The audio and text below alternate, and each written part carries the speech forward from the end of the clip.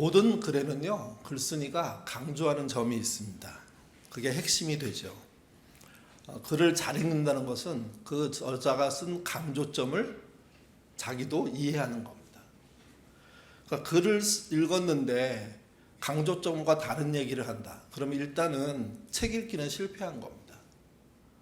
여러분, 똑같은 일이 영화에서도 발생합니다. 감독이 그 영화를 통해서 말하고 싶은 게 있는데 영화를 본 사람이 다른 얘기를 한다고 하면 감독의 목적은 이루어지지 않는 거죠. 세상에서 글쓴이가 원하는 핵심 사항을 가장 오해받는 게 뭐가 있을까? 저는 그게 성경이라고 생각합니다. 성경을 읽는 방식 중에 가장 대표적인 방식이요, 덮어놓고 읽는다는 겁니다. 어떻게 책을 덮어놓고 읽습니까? 생각하지 않고 읽는다는 거죠. 그래서 제가 들은 얘기 중에 가장 기가 막힌 이야기는 옛날 개역 한글이 세로 성경이었는데 그것을 가로로 읽는 분도 있었답니다. 가로로 읽으면서도 이상하지 않다고 생각한 겁니다. 왜? 성경은 그런 거라고, 암호 같은 거라고 생각했기 때문이라는 거죠. 고대의 글쓰기에서 핵심을 강조하는 방법 중에 가장 뚜렷한, 지금도 쓰이는 거지만 뚜렷한 방법은 반복입니다. 그래서 요한일서나 다른 성경을 읽을 때 뭐가 반복되냐를 처음부터까지 한번 훑으면서 읽으면 대충은 이 말씀이 어디를 향해서 가는구나, 그걸 알 수가 있습니다. 요한일서가 총 5장 105절인데 그 중에 첫 번째 강조는 1장에 나옵니다. 이미 우리가 얘기했던 건데 사귐이란 단어입니다. 보통 우리는 이걸 교제라고 얘기하죠. 3절 말씀 같이 함께 읽겠습니다.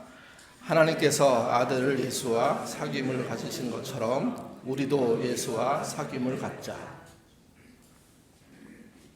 사귐은 3번 반복됩니다. 근데 이 사귐이 이 모든 이야기의 출발입니다.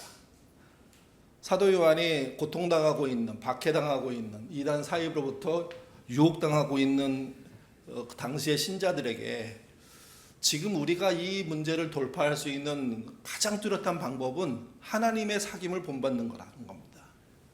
그래서 예수를 알고 성령을 알기를 바란다는 이야기를 시작하는 거죠. 그러면서 2장으로 넘어가면서 느닷없이 적그리스도란 말이 나옵니다. 이것도 3번 요한 1서에서 반복됩니다. 하나님과 함께 사귀는 모델 속에 들어가려고 할 때 가장 큰 방해는 교회 안에 있는 적그리스도라는 거죠. 3번 반복이 똑같이 사귐과 적그리스도에 있다는 이야기는 그게 대등할 정도로 강력하게 펼쳐지고 있다는 의미도 됩니다. 4장으로 넘어가면 그 사귐의 주인공이 되는 아들에 대한 이야기가 나옵니다. 17번 반복이 되고요. 또 그 아들을 시인하는 이야기라는 의미에서 시인, 이것이 4번 반복됩니다. 아들과 시인은 같은 의미의 단어로 보고요. 21번의 반복이 있다고 볼 수가 있습니다. 많이 강조하는 거죠. 그리고 요한일서에서 가장 많이 반복되는 건 우리가 1장, 2장, 4장으로 넘어갔는데 3장에 있습니다. 사랑이란 단어입니다. 30번 반복됩니다. 3장 23절 말씀 같이 읽겠습니다. 그 계명은 이것이니 곧 우리 아들 예수 그리스도의 이름을 믿고 그가 우리에게 주신 계명대로 서로 사랑하는 것이니라. 사랑과 같은 의미의 단어가 사랑이 나올 때마다 막 반복적으로 나오는데 그 단어가 금방 읽은 본문에도 나오지만 계명이란 단어입니다. 10번 정도 나옵니다. 사랑과 계명을 합치면 40번이 나오죠. 그렇기 때문에 요한 1서를 읽고 책을 덮고 난 다음에 이 책에서 가장 강조하는 게 뭘까? 그러면 자연스럽게 떠올라야 되는 게 사랑. 그리고 그 사랑은 계명을 지키는 것이고 그 사랑은 서로 사랑이다. 이런 결론에 이르게 되는 거죠.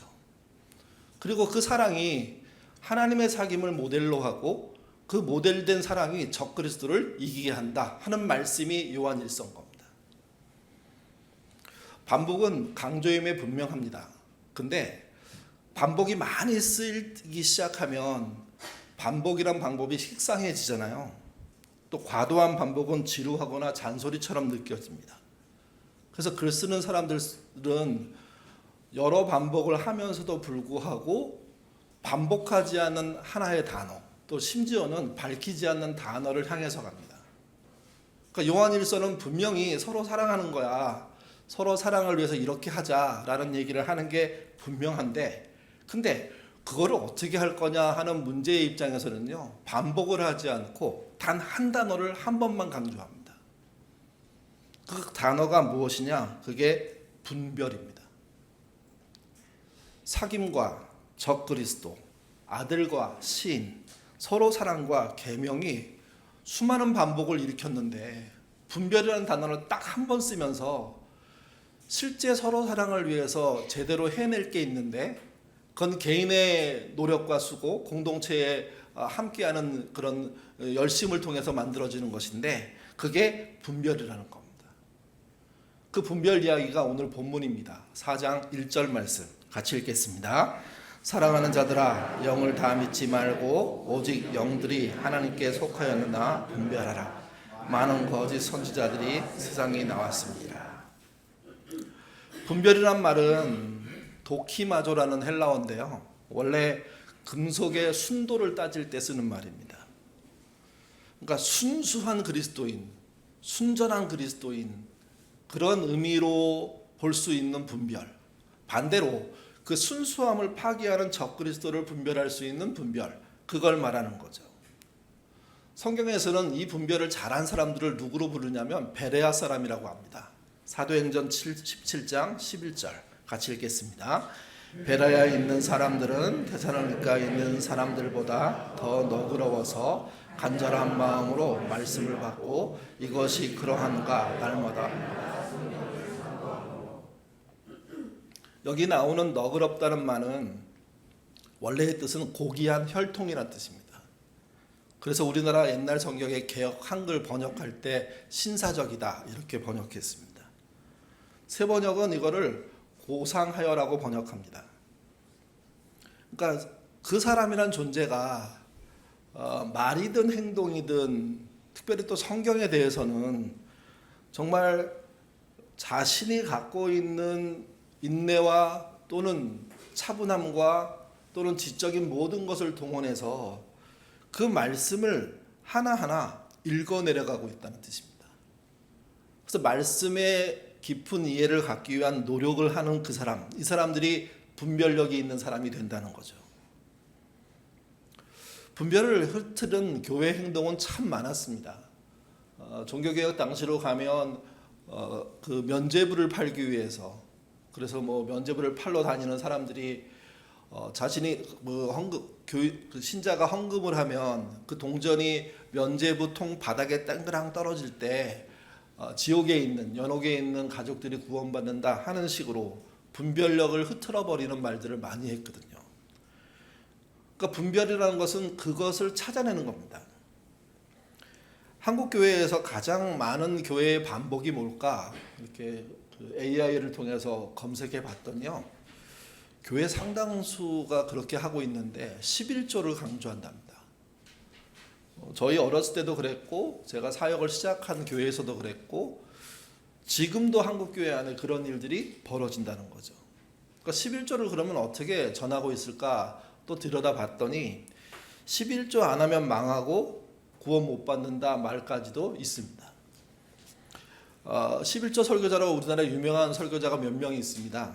대부분 그분들의 설교를 카피해서 교회들이 설교를 하거든요. 그 설교를 한 분이 2018년도 4월에 했던 설교, 하늘 축복의 문을 여는 열쇠라는 설교를 했는데, 거기서 뭐라고 얘기했냐면 11조를 안 내면 암에 걸린다 이렇게 얘기했습니다. 그리고 예를 두세 가지를 들었습니다. 우리 교회 한 권사님이 신앙생활을 잘했는데 장로를 시키려고 하자 부인하고 못하겠다고 했다. 그런데 어느 날 그 집이 불의의 사고를 당했다. 11조가 많다고 하면서 바치지 못하더니 불의의 사고가 일어난 거다. 설교 시간에 대놓고 한 얘기입니다. 아무리 뭐 큰 교회라고 하더라도 이게 가능할까? 또 다른 그분이 든 예화는 이런 겁니다. 빚 때문에 11조 못한다는 분들이 있는데 하나님 앞에서 물질 생활을 바로 하지 못했기 때문에 그런 결과가 생긴 거다. 1,000만 원 빚을 졌다면 2,000만 원 빚진 마음으로 11조를 당장 시작해야 된다. 그래야 적자 인생이 흑자 인생으로 바뀐다.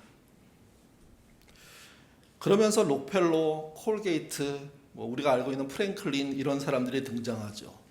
그리고 그들은 10의 1조만 하지 않았다. 10의 5조까지 한 사람들이다. 그러니 우리 신앙 목표를 11조에 만족하지 말고 10의 5조를 드리는 사람가 되도록 합시다. 하고 그 안에 있는 사람들이 아멘. 그런 식의 설교라는 거죠. 근데 이런 식의 설교가 과거 제가 어렸을 때도 많았고 지금 한국교회 안에도 많이 있다는 겁니다. 여기서 생기는 오해가 뭘까요? 뭘 분별해야 될까요? 설교 안에 보시면 11조가 하는 부분이 있거든요. 같이 한번 읽어보겠습니다. 11조가 사람의 흥망성쇠를 결정하고 불치의 병을 막아주며 심지어 제2의 선악과라고 속지 않으셔야 됩니다. 이분들이 만든 말이 제2의 선악과가 11조다 이 말이죠. 이게 문제는 이런 11조에 대한 문제의식이 헌금 전체에 영향을 끼칩니다. 무슨 말이냐면 11조가 헌금이잖아요. 그러면 헌금 전체에도 이런 문제가 있지 않을까 하는 교인들이 의심을 하게 되죠. 11조의 잘못된 예를 보면서 그러면서 11조를 안 한다는 것 또는 11조를 다르게 해야 된다는 것이 아니라 11조를 없애버려야 된다는 쪽으로 가고 한 걸음 더 나가서는요. 헌금도 그렇다는 겁니다. 그래서 잘못을 보고 놀란 사람들이 극단에 빠지는 겁니다. 잘못된 헌금을 거부하는 거 맞죠? 근데 여러분 자발적인 헌신의 기쁨까지 내다버리는 것은 문제가 있습니다. 부정적인 구제가 있죠. 부정적인 구제 때문에 구제에 대한 것을 중단해 버린다면 우리가 해야 될 선한 행동, 선한 영향력이라는 것을 어떻게 펼칠 수 있겠습니까? 속지 말아야 할 일, 속아서는 안 된다고 생각하는 그 마음 때문에 가난한 사람들이 혹시 속이는 거 아니야? 아니, 자주 속여. 이런 식으로 단정짓고 그들을 돕는 일을 아예 중단해버린 사람들이 얼마나 많은지 모릅니다. 또 분별은 사실을 분별할 것도 필요하지만 그 다음에 적용을 어떻게 해야 될까 이런 분별력도 필요한 겁니다. 그러니까 베레아 사람들이라는 사람들은 성경만 잘 본 사람들이 아니라 일상에서도 제대로 성경의 말씀들을 분별력 있게 적용할 수 있는 성경의 의도대로 적용할 수 있는 그런 존재였기 때문에 성경이 기록하고서 남겨놓은 어떤 증인들이지 그저 그냥 교회를 맹신해가지고 대박난 사람들이 아니라는 거죠. 현대교회 안에 분별할 게 너무도 많습니다. 우리가 그걸 줄여보고자 교회를 해보았지만 아마 또 우리도 우리 안에 잘못된 요소들 때문에 분별해야 될 게 많을 겁니다. 그런 분별력 있는 교회로 가기 위한 노력과 수고를 아끼지 않는 것, 그게 요한 사도가 원했던 그 당시의 교회들을 향한 말씀이라는 거죠. 당시 요한 사도는 두 가지 정도 분별을 얘기했습니다. 첫 번째가 영의 분별입니다. 요한일서 4장 1절 아까 읽었지만 다시 읽겠습니다. 사랑하는 자들아 영을 다 믿지 말고 오직 영들이 하나님께 속하였나 분별하라. 많은 거짓 선지자들이 여기 영이란 말은 퓨뉴마, 호흡이란 말입니다. 바람이란 뜻입니다. 그리고 생명이란 의미도 있습니다. 성경에서 인간의 영혼 말하면 인간의 영혼이라고 말하기도 하고요. 이 단어는 성령을 직접적으로 표현하기도 합니다. 근데 특이한 번역이 하나 있습니다. 메시지 성경의 번역인데요. 이 영을 말로 번역했습니다. 말. 사람의 영이 뭐냐? 그 중심에 있는 어떤 신비로운 것이다 라고 우리는 다 생각하는데 볼 수 없는 것이다, 만질 수 없는 것이다 이렇게 생각하는데 메시지 성경은 이 말을, 이 영을 말로 번역해야 된다고 생각하는 겁니다. 그 영을 알아볼 수 있는 건 뭐냐? 두 가지인데 하나는 말이고 하나는 행동이라는 겁니다. 그리고 행동보다 앞서는 게 뭐냐? 말이라는 거죠. 여러분의 영은 여러분의 말을 통해서 나온다는 의미가 됩니다. 나의 말은 나의 영성이 된다는 말이 되는 거죠. 이 말에 대한 표현은 오늘 본문 6절에도 나옵니다. 다시 말씀드려서 그 사람의 영이 정말 하나님의 뜻을 분별하려고 애쓰는 사람으로 살고 있는지 그렇지 않은지를 분별할 수 있게 한다는 거죠. 앞에서 말한 11조에 관한 이야기들을 가만히 들여다보면 이게 왜 성경이 아닌 비성경적으로 갔을까? 왜 이게 정통이 아닌 이단적으로 갔을까? 간 내용이 뭘까를 알 수가 있습니다. 성경에 대표적으로 하나님을 떠난 사건이 선악과를 먹은 사건이잖아요. 그 선악과를 먹기 전에 분별이 있었습니다. 그 분별은 누가 했어야 되냐면 아담과 하와가 했어야 됩니다. 아담과 하와는 사탄의 말을 들었습니다. 사탄은 하나님이 하신 말씀에 무언가를 끼워 넣었습니다. 그 끼워 놓은 말이 아담과 하와를 유혹해낸 겁니다. 분별력 있는 아담과 하와였다면 그 끼워낸 말을 빼려고 했을 겁니다. 사탄에게, 뱀에게 그 말은 하나님이 하신 말씀이 아니야. 그랬으면 그때 유혹은 중단됩니다.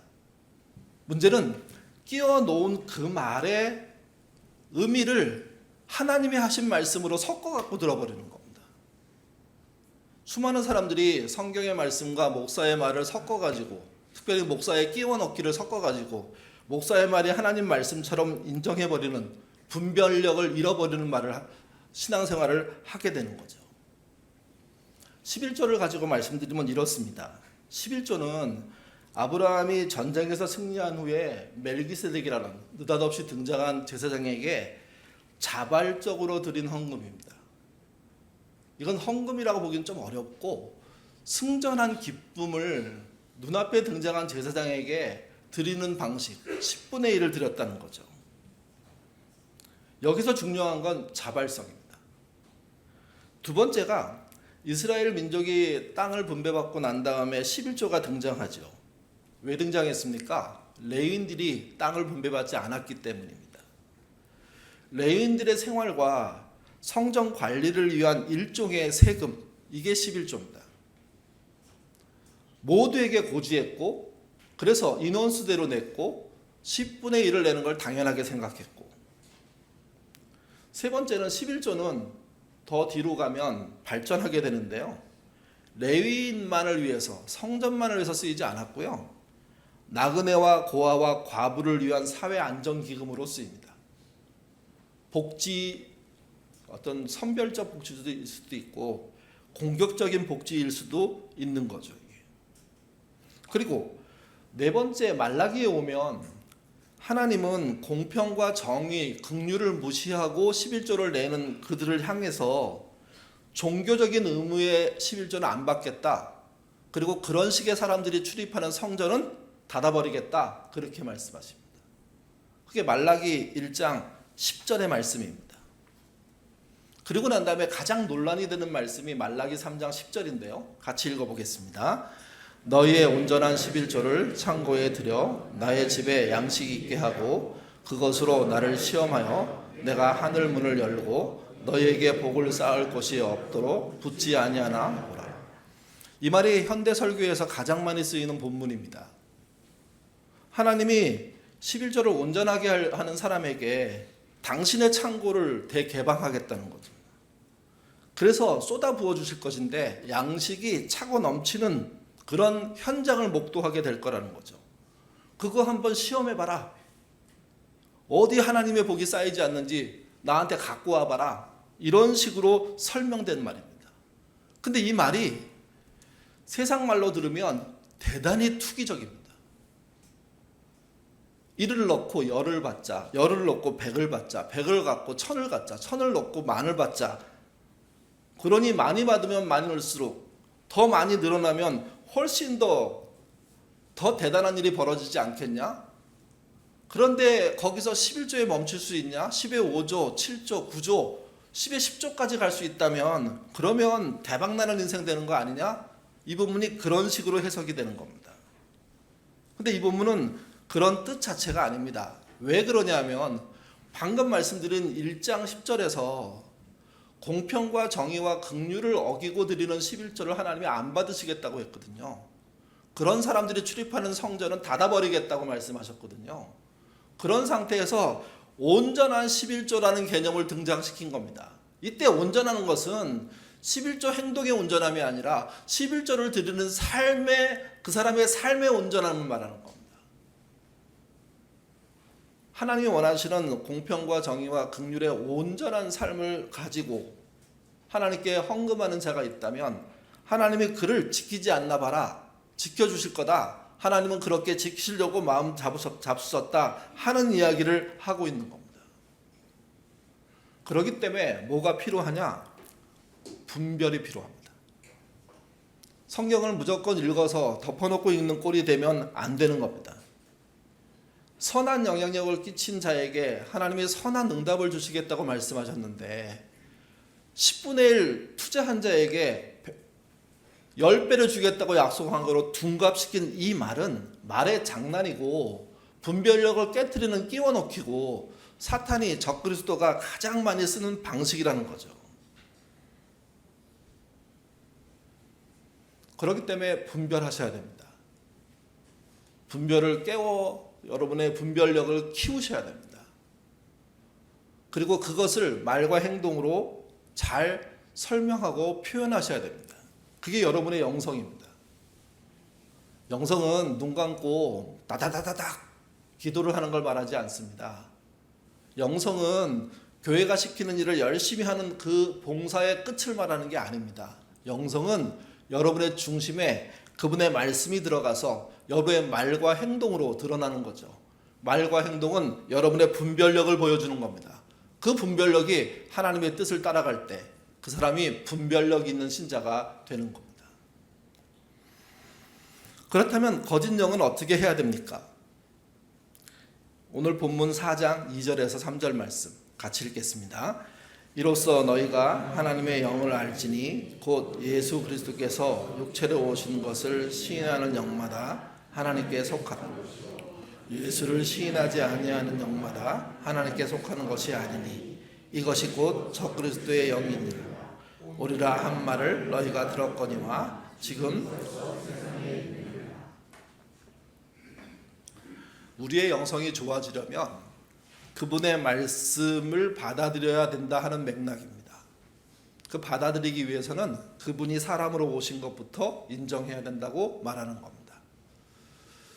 하나님의 신성은 분명히 예수 그리스도를 통해서도 동일하게 드러나죠. 근데 사람에게 예수님의 신성은 예수님의 인성보다 늦게 드러났습니다. 예수님의 인성, 사람으로 오신 것은 당시 사람들이 다 목도한 겁니다. 그러니 이 목도한 사실부터 부인해버리고 신성만 강조하거나 영성만 강조하는 것은 믿음이 아니라는 겁니다. 분별력을 잃은 거라는 겁니다. 여기서는 끼워 넣기가 아니고요, 빼는 겁니다. 중요한 내용을 슬그머니 빼버려가지고 없게 만들어버리는 거죠.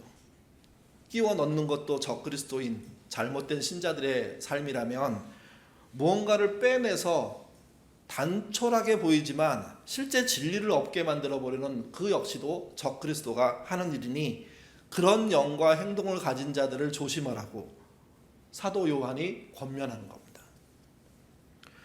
첫 번째 영을 분별하고 말했던 그가 사도 요한은요, 두 번째는요, 하나님이 더 큼을 보라고 얘기합니다. 같이 보시죠. 4절부터 6절입니다. 읽겠습니다. 자녀들아 너희는 하나님께 속하였고 또 그들을 이겼나니 이는 너희 안에 계신 이가 세상에 있는 자보다 크심이라.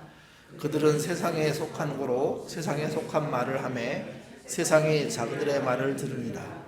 우리는 하나님께 속하였나니 하나님을 아는 자는 하나님의 말을 듣고 하나님께 속하지 아니하는 자는 우리의 말을 듣지 아니하나니 진리의 영과 미혹의 영을 이로써 아느니라. 너희 안에 계신이라는 이 말은 예수님을 말을 하고요, 세상에 있는 자라는 것은 세상의 풍조를 따라 사는 사람들을 말합니다. 또 세상의 풍조를 그 자기 권세로 쥐고 있는 사탄의 수하들을 말합니다.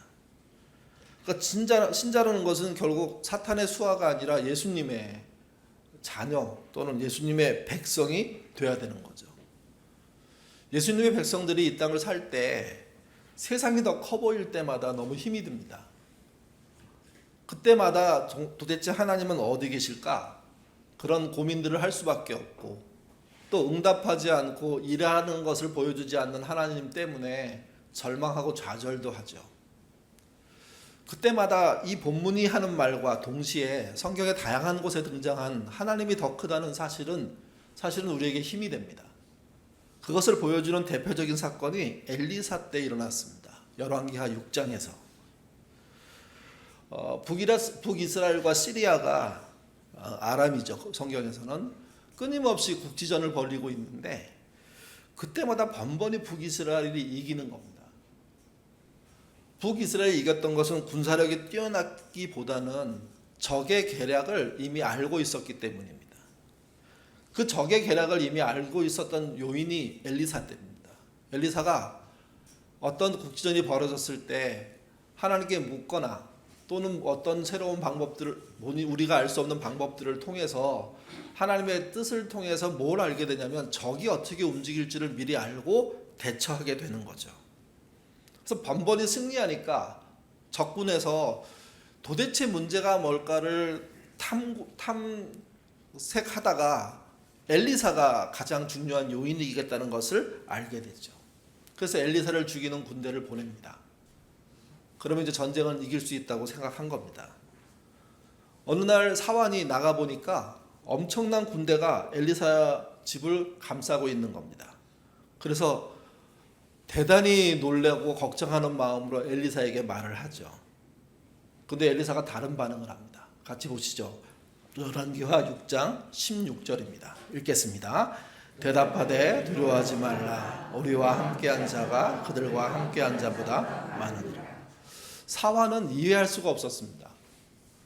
자신은 엘리사와 함께 있는 유일한 한 명인데, 물론 뭐 집안에 다른 종들 또는 다른 일꾼들이 있을 수도 있겠죠. 그래봤자 뭐 많아야 10여 명 되지 않겠습니까? 근데 바깥에 있는 엄청난 군대를 본 엘리사가 하는 말이 우리 군대가 훨씬 많다는 겁니다. 믿기지 않는 그 사환이 엘리사의 말에 반발하기도 하는데, 그때 엘리사가 기도하죠. 그리고 기적적인 일이 벌어집니다. 사환의 눈이 열렸다고 얘기합니다. 이미 눈을 쓰고 있는 일반적인 사람인데 눈이 열렸다는 것은 눈으로 볼 수 있는 이상을 보게 만들었다는 거죠. 그게 17절입니다. 같이 읽겠습니다. 여호와께서 그 청년의 눈을 여심해 그가 보니 불말과 불병거가 산에 가득하여 엘리사를 둘렀더라. 그걸 보고서야 알았습니다. 이 엘리사라는 사람이 단순하게 영험하거나 점을 잘 치거나 미래를 조망할 수 있는 실력이 있는 정도가 아니라 하나님과 함께하고 있구나. 엘리사는 점쟁이가 아닙니다. 엘리사는 주술을 하고 있는 게 아닙니다. 하나님께 붙들려 있는 겁니다. 하나님이 쳐들어오는 엄청난 적들을 이길 수 있는 방법들을 제시하는 겁니다. 그래서 정치력으로 나라를 이끌 수 없다는 이야기를 하고 있는 것이고, 적군이 아무리 강해도 하나님이 붙잡고 있는 이스라엘을 넘볼 수가 없다는 이야기를 하고 있는 겁니다. 단 한 사람 엘리사가 하나님 앞에 쓰임받고 있는데 나라 전체가 보호받는 놀라운 역사를 보는 이 사건, 그게 하나님이 더 많다, 하나님의 군대가 더 크다, 하나님이 더 크게 일하신다, 세상은 하나님 앞에 별 볼 일 없다 하는 이야기를 하는 성경의 테마인 겁니다. 왜 이 이야기를 반복적으로 신구약 여러 군데서 계속 하고 계십니까? 하나님이 분별하라고 하는 겁니다. 분별. 세상이 아무리 대단해 보고 그들이 주는 그런 영광과 능력이 아무리 엄청나다고 하더라도 하나님 앞에 서면 그것은 대단히 작은 것이고 대단히 별 볼 일 없는 것이고 대단히 국지적인 것이고 대단히 협소한 문제라는 거죠. 그러니 그 하나님의 말씀, 그 하나님의 뜻, 그 하나님께서 허락하신 그 일에 더 천착해서 베레아 사람들처럼 과연 그 안에 어떤 말씀이 있는지를 찾아내고 그 말씀으로 세상의 엄청난 것들 앞에 벌벌 떨지 않고 당당한 신자로서 살 수 있다는 거죠. 로마 제국이 아무리 크더라도, 이단 사이비가 아무리 집요하게 괴롭히더라도 사도 요한의 이 분별력을 가지라는 말씀이 그 시대를 견디게 하는 말씀으로 존재하는 이유는 하나님이 더 크시기 때문입니다. 그 하나님을 믿으라고 요한 사도는 자기가 갖고 있는 마지막 노인된 삶의 그런 마지막 끄트머리를 쓰고 있는 겁니다. 그리스도인들은요, 거짓 영과 적그리스도를 분별해야 됩니다. 어떻게 분별합니까? 그들의 말을 통해서, 행동을 통해서 분별합니다. 그게 영적입니다. 그들의 말이 끼워 넣기를 하거나 빼기를 하고 있다면 그는 온전한 신자라고 볼 수가 없습니다. 종교적인 사기꾼이죠. 하나님은 그들의 11조를 안 받겠다고 하셨고 그들이 들락거리는 성전문을 닫아버릴 수 있겠다고 하셨습니다. 그러면 우리는 그들이 말하는 11조, 그들이 말하는 성전, 그것에서 벗어나야 됩니다. 온전한 헌금의 회복, 온전한 성전의 회복, 그걸 위해서 노력하는 것이죠. 그리고 그것에 대한 이야기를 오늘 본문이 아주 거대하고 반복적으로, 제 표현이 좀 그렇지만 무차별적으로 막 쏟아놓는 말이 하나 있는데 그게 사랑하라는 겁니다. 사랑하게 되면 제대로 된 분별력이 그때부터 시작된다는 거죠. 눈을 감으면 보이는 것들이라는 책을 쓴 신승규라는 분이 있습니다. 9살에 녹내장과 망막 박리로 시력을 완전히 잃었고요. 15살에 미국 필라델피아에 있는 오버브룩이라는 뜻이, 그게 시냇물을 넘어라는 뜻인데, 그게 거기 오버브룩에 맹학교가 있습니다. 그 학교에 초대를 받아서 유학길에 오르게 되죠. 시각장애인으로서 참 성공한 사람이라고 불리는 분입니다. 그가 나중에 미국에서 애널리스트, 그러니까 금융 투자 전문가로 살게 됩니다. 그 책에 이런 말이 있습니다. 자신을 바꾼 세 말이 있대요. 첫 번째가 뭐냐면, 너는 장애인이 아니라 유능한 사람이다. 누군가 장애인으로서 한계를 느끼고 있는 그에게 너는 장애인이 아니라 실제 유능한 사람이야 라는 그 한마디가 그 사람을 살려냈습니다. 자존감이 생기기 시작한 겁니다. 그리고 두 번째가, 네가 가고 있는 길은 남들이 가지 않은 길이야. 그러니 갈 의미가 있어. 이 말에 그는 눈이 안 보이는 상태에서 애널리스트로 사는 그 길을 기꺼이 갔습니다. 그리고 세 번째 한 말이 뭐냐? 사랑은 선택이야. 사랑은 저절로 생기는 게 아니라 너의 선택이야. 네가 어떤 것을 선택하느냐가 진정한 사랑으로 가느냐 아니면 이상한 사랑으로 가느냐, 그걸 결정하는 거야. 그때 나오는 말입니다. 같이 읽겠습니다. 내가 사랑하기로 선택한 사람을 감정이나 애정에 의해서가 아니라 나의 선택을 토대로 끝까지 사랑하는 것이 참 사랑이다. 우리는 하나님이 모든 사람을 이유 없이 사랑한다고 믿습니다. 이유 없이 사랑한다는 말 속에 여러 가지 생각할 게 있다는 것을 생각하지 않습니다. 이유 없이 그 하나님의 사랑이 자신이 사람을 좋아해서 사랑하기도 하시겠지만 반대로 사랑할 수 없는 사람도 사랑하시거든요. 근데 성경 로마서는 모든 사람이 죄를 범하였으며 하나님의 영광에 이를 수 없다고 얘기합니다. 이 말은 하나님의 마음에 들 수 있는 사람은 단 한 명도 없다는 뜻입니다. 사랑할 수 있는 사람을 사랑하는 게 아니라 사랑할 수 없는데 사랑하기로 마음먹은 분이 누구냐? 하나님이라는 거죠. 사랑하기로 마음 먹으셨습니다. 사랑은 그래서 선택입니다. 그 선택을 그분이 하셨고 진행하셨으니 우리는 그 선택을 받은 자로서 주제넘지 않아야 됩니다. 무슨 말이냐면 그 의도를 분별하고 내가 사랑받지 못할 존재고 선택받지 못할 존재인데 그렇게 해주신 은혜 앞에 감사해야 되는 삶을 살아야 되는 거죠. 사도 요한은 그래서 외칩니다. 다 읽으면 좋겠지만 좀 기니까 앞부분만 읽어보죠. 사도 요한일서 4장 7절에서 8절입니다. 읽겠습니다. 사랑하는 자들아, 우리가 서로 사랑하자. 사랑은 하나님께 속한 것이니 사랑하는 자마다 하나님부터 나서 하나님을 사랑하고 사랑하지 않은 자.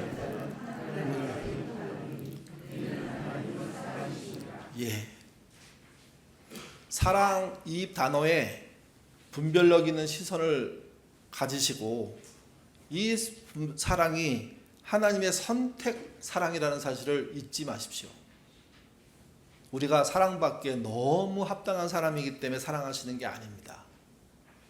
지구상에 단 한 명도 하나님의 조건에 맞는 사랑을 받을 만한 사람은 없습니다. 조건에 따라 사랑받을 사람은 없는데 모두를 사랑하시기로 결정하신 거죠.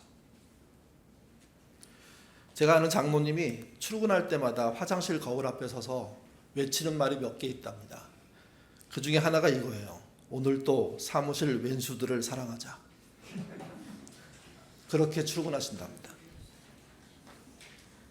인간적인 면은 저 왼수 빨리 잘라버려야 되는데 하는 생각이 수없이 드는데도 불구하고 저 왼수를 붙여주신 하나님의 이유가 있겠지 하고 견디신답니다. 사랑하기로 마음먹고 사랑하기로 선택하는 게 신앙입니다. 이 신앙이 세상을 이기는 진정한 분별력입니다. 어차피 속을 수밖에 없는 인간관계 속에서 사랑해서 속아야지 속지 않으려고 하다가 속는 그 비참한 인생 살지 않으시기를 바랍니다. 여러분이 누군가를 사랑하러 나설 때 여러분도 사랑받으십니다. 그 사랑 충분히 받는 삶 사시기를 주님의 이름으로 부탁드립니다. 기도하겠습니다. 사도 요한은 정말 어려운 시대의 신자들에게 어떻게 살까에 대한 정말 놀라운 지침들을 주고 있습니다. 사랑 자체이신 하나님, 그분을 믿자는 얘기입니다. 오늘 말씀을 통해서 거짓 영이 판치는 혼란의 세상 속에서 우리가 무엇을 분별해야 되는지 도전을 받았습니다. 눈에 보이는 세상의 군대보다 우리와 함께 하시는 하나님의 군대가 더 크다는 영적인 눈을 뜨는 우리가 되도록 인도하여 주옵소서. 그러나 우리가 분별을 가지고 살려고 할 때마다 어려움이 없는 게 아닙니다. 분별을 잘못 생각하면 형제를 판단하는 게 됩니다. 또 분별의 결과가 사랑을 회피하는 결과가 되기도 합니다. 정말 그게 잘못됐고 틀렸기 때문에 그걸 버려야 한다고만 생각하는 짧은 분별력이 아니라 원래의 가치를 회복하고 원래의 하나님의 의도를 받아들이는 그런 깊은 분별력 가질 수 있도록 주님 인도하여 주옵소서. 분별을 하라고 말씀하신 가장 큰 이유는 서로 사랑이 가장 중요한 가치임을 알려주시기 위함이었습니다. 자격 없는 우리를 사랑하신 그 선택하시는 주님의 뜻을 본받아서 우리도 나의 감정이 아닌 믿음의 의지로 서로 사랑의 선택들을 해내는 신자 될 수 있도록 인도하여 주옵소서. 처음에는 감정이 못 따라가겠지만 감정까지 좋아지는 좋은 결과에 이르도록 인도하여 주옵소서. 마지막으로 기도합니다. 우리 예인가족 모두가 거짓은 단호히 분별하되 자매와 형제에게는 뜨거운 사랑을 흘려보내는 참된 언약의 공동체 읽어가도록 인도하여 주옵소서. 아둘람이 열심히 모입니다.